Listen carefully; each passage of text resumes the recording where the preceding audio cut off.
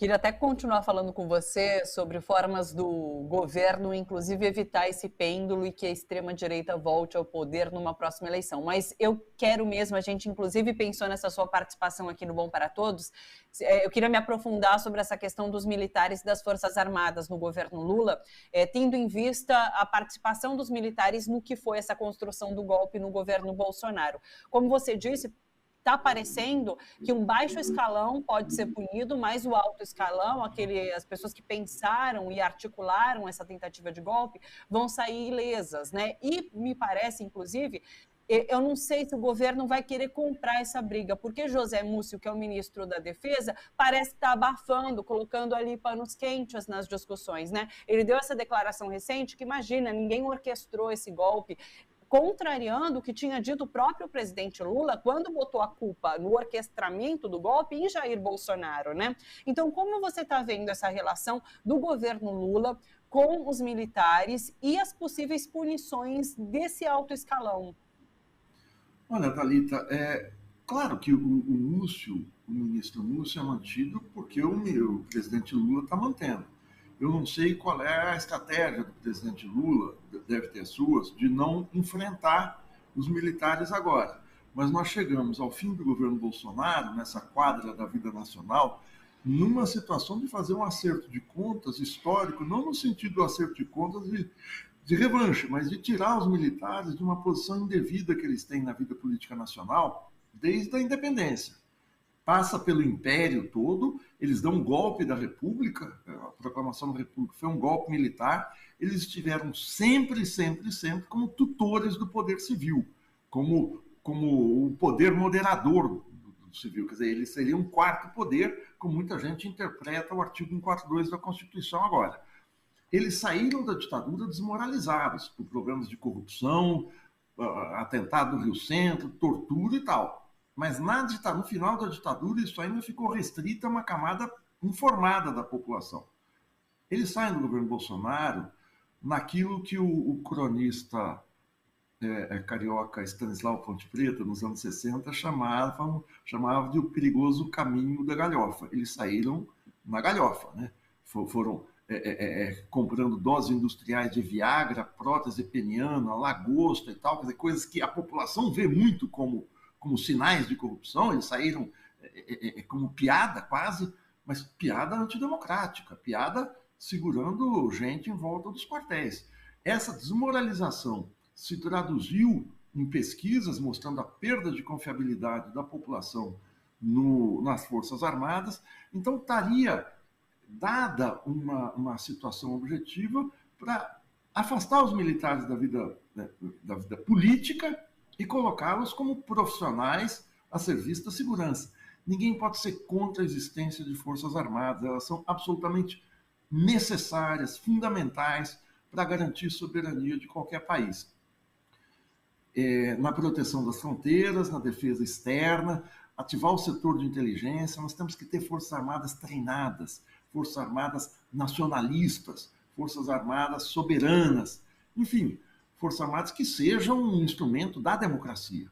O que não pode ter, e que isso é um resquício da Guerra Fria, do que os americanos fizeram ao treinarem Forças Armadas por todo o continente latino-americano, é colocar as Forças Armadas para combater um hipotético inimigo interno. Quem que é o inimigo interno? É o povo. O inimigo interno é quem está discordando da situação, quem está descontente. As Forças Armadas até hoje combatem o inimigo interno. A questão central é tirar as Forças Armadas da segurança interna. Nós temos 2 episódios que o governo Lula poderia ter agido. O primeiro foi na recomposição do GSI, do Gabinete de Segurança Institucional. Todo mundo ficou sabendo o que é o GSI depois do 8 de janeiro. É aquele corpo armado, corpo militar, que protege não só o presidente da República, mas os palácios, mas o poder político. Falhou miseravelmente. A gente viu o episódio do general G. Dias, como ele foi condescendente com isso. Foi feita uma intervenção de maneira extremamente competente pelo Ricardo Capelli, por instruções, por orientação do ministro Flávio Dino. Ele deu uma primeira limpada em mais de 70 militares do GSI que, de alguma maneira, estavam envolvidos na lassidão com que o governo deixou andar, do que o governo, não, que as Forças Armadas, ou que pelo menos o GSI deixou ali no 8 de janeiro, mas ao invés do governo Lula colocar um dirigente civil no GSI, que seria o mais correto, volta a colocar um militar, um general, para cuidar da segurança interna. Isso é uma coisa muito séria, não entendo por que o presidente Lula fez isso. A segunda é, cadê aquele negócio de tirar os 6 mil militares que estavam em desvio de função na esplanada no governo Bolsonaro? Militar tem que estar em função militar. Isso é corretíssimo. Tem gente muito competente, democrática, decente nas Forças Armadas. As Forças Armadas não são uma coisa uniforme. E temos que preservar a instituição. Agora, você tem um ministro como o Múcio, que se diz que ele é o porta-voz das corporações diante do governo, é como se ele fosse uma espécie de presidente do sindicato dos militares para levar a pauta de reivindicações do governo. Isso não pode acontecer. Ele é a expressão no Ministério da Defesa diante dos militares do poder eleito, do poder democrático.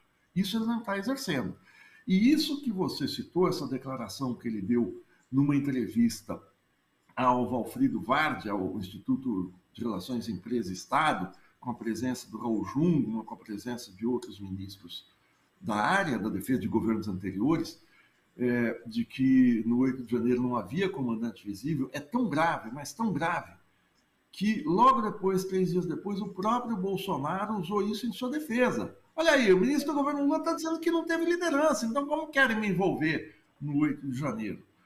Manter o Múcio é um representante quando ele fala, olha, foi normal as pessoas acamparem em frente aos quartéis. Ele está normalizando o golpe.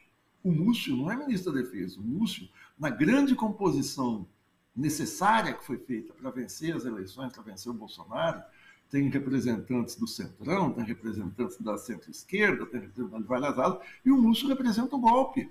Então, manter o Múcio é um contrassenso. O Múcio não pode estar no governo de esquerda. O Múcio não podia estar no governo de Sarney, no governo de Itamar, no governo de Fernando Henrique, não pode estar no governo democrático. Até porque a origem dele é a Arena, Aliança Renovadora Nacional, partido da ditadura. Começou a fazer política lá. Sempre foi de direita. E nunca vamos esquecer o papel do Múcio no golpe de 2016. Era presidente do Tribunal de Contas da União, que rejeitou as contas da presidenta Dilma, que foi o argumento central para que se desse o golpe de 2016, as tais pedaladas fiscais, sair da cabeça do Múcio. O fato desse sujeito ser ministro é um... Thalita, como falavam minhas filhas quando eram pequenas, é um pouco muito, né? É um pouco muito. É um pouco muito, é isso. Poxa vida, muito questionável, né? Essa permanência de Múcio diante de tudo que ele tem dito.